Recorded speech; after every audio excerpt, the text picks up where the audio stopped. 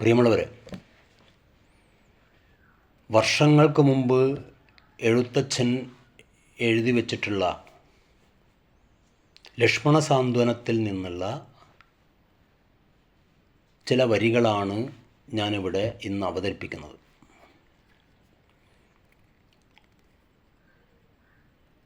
അതിപ്രകാരമാണ്: വഹ്നി സന്തപ്ത ലോഹസ്താംബു ബിന്ദുനാം സന്നിഭം മർത്യജന്മം ക്ഷണഭംഗുരം. ഇതൊരു ലോകതത്വമാണ്. വളരെ കാലിക പ്രസക്തിയുള്ള വരികളാണിതെന്ന് നമുക്ക് മനസ്സിലാവും. എന്താണ് ഇതിൻ്റെ കാലിക പ്രസക്തി? വഹ്നി സന്തപ്ത ലോഹസ്താംബു ബിന്ദുനാം സന്നിഭം മർത്യജന്മം ക്ഷണഭംഗുരം. ചുട്ടുപഴുത്ത ഇരുമ്പ് തണ്ണിൽ, ലോഹദണ്ഡിൽ ജലത്തുള്ളികൾ വീണാൽ, വെള്ളത്തുള്ളികൾ വീണാൽ അതിനെന്തു സംഭവിക്കുമോ അതുപോലെയാണ് വർത്തമാനകാല ജീവിതവും എന്ന ഒരു പൊതുതത്വമാണ് കവി മുന്നോട്ട് വെക്കുന്നത്. അപ്പോൾ ഒരു ചുട്ടുപഴുത്ത ഇരുമ്പ് തണ്ണിൽ ജലത്തുള്ളികൾ വീണാൽ അതിനെന്ത് സംഭവിക്കും? ആ ജലത്തുള്ളികൾ എത്രയും പെട്ടെന്ന് തന്നെ ഇല്ലാതാവും.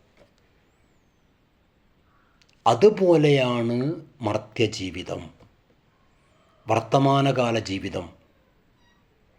അപ്പോൾ വർത്തമാനകാല ജീവിതം വളരെ നൈമിഷികമാണ്,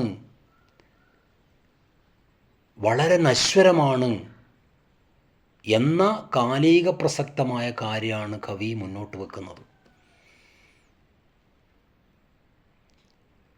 അപ്പോൾ ലക്ഷ്മണനെ സാന്ത്വനിപ്പിക്കാൻ വേണ്ടി ശ്രീരാമൻ പറയുന്ന കാര്യങ്ങളാണിത്. അതിനെ വർത്തമാനകാല ജീവിതവുമായി കൂട്ടി ഇണക്കിക്കൊണ്ടാണ് പ്രസക്തമായ ഈ വരി ഉണ്ടാകുന്നത്. ഇത് കാലികമാണ് എന്ന് പറയാൻ എന്താ കാരണം? നമ്മൾ വർത്തമാനകാല മനുഷ്യജീവിതം എന്ന് പറയുന്നത് കെട്ടുകാഴ്ചകളുടെ ഒരു ലോകമാണ് എന്ന് കാണാൻ വേണ്ടി പറ്റും.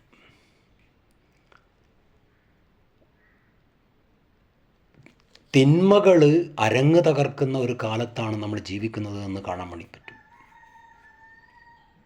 നന്മകളല്ല, തിന്മകൾ.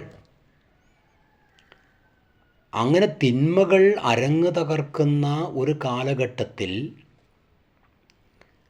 വർത്തമാനകാല ജീവിതം വളരെ നൈമിഷികമാണ്, വളരെ നശ്വരമാണ്, എത്രയും പെട്ടെന്ന് അതില്ലാതാകും എന്ന് കവി വീണ്ടും വീണ്ടും നമ്മെ ഓർമ്മപ്പെടുത്തിക്കൊണ്ടേയിരിക്കുന്നു. അത് ഒരു ഇരുമ്പ് തണ്ണിൽ, ചുട്ടുപഴുത്ത ഇരുമ്പ് തണ്ണിൽ, ലോഹദണ്ഡിൽ ജലത്തുള്ളികൾ വീണാൽ അതിനെന്ത് സംഭവിക്കുമോ അതുപോലെയാണ്, അതുപോലെ നശ്വരമാണ് എന്ന് ഓർമ്മപ്പെടുത്തിക്കൊണ്ടാണ് എന്നതാണ് ഈ വരിയുടെ കാലികമായ പ്രസക്തി.